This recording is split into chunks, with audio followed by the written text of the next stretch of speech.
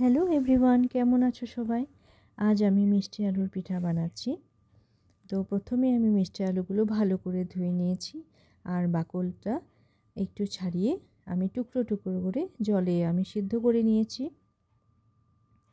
খুব বেশি সিদ্ধ করার দরকার নেই, হালকা হালকা একটু শক্ত থাকলেই নামিয়ে নিলে ভালো।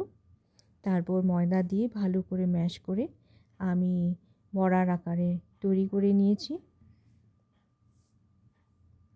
দেখুন কিভাবে বানাচ্ছি। মিষ্টি আলুর পিঠাটা বাচ্চা বড়রা সবাই পছন্দ করে, তাই না?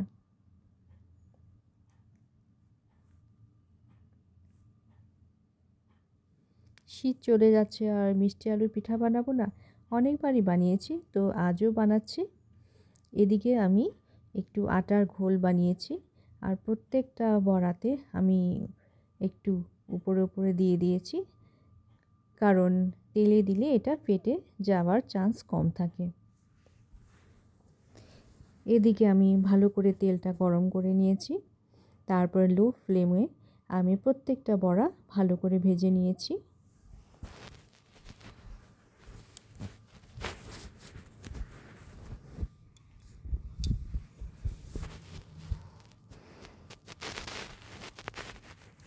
দু পিঠ ভালো করে ভেজে নিলেই ভালো।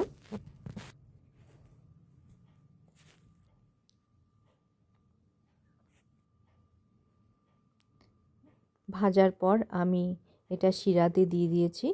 শিরাটাও হালকা হালকা গরম হলেই ভালো, তাহলে শিরাটা বড়ার ভিতরে ঢুকে যাবে আর খেতেও খুব দারুণ লাগবে।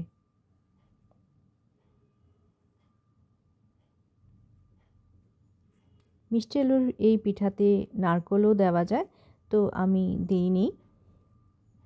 কারো যদি ভালো লাগে নারকেল দিতে, নারকেলও দেওয়া যায়।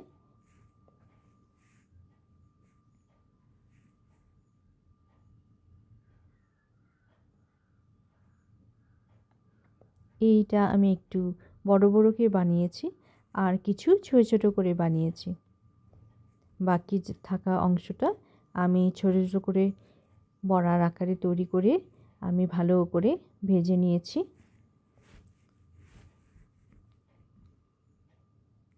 তারপর সেটা আমি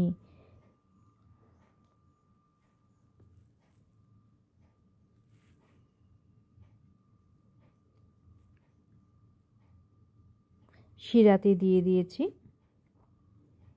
শিরাতে দেওয়ার পর 3 থেকে 4 ঘন্টা শিরাতে থাকলেই ভালো, তাহলে খুবই সুস্বাদু লাগবে খেতে।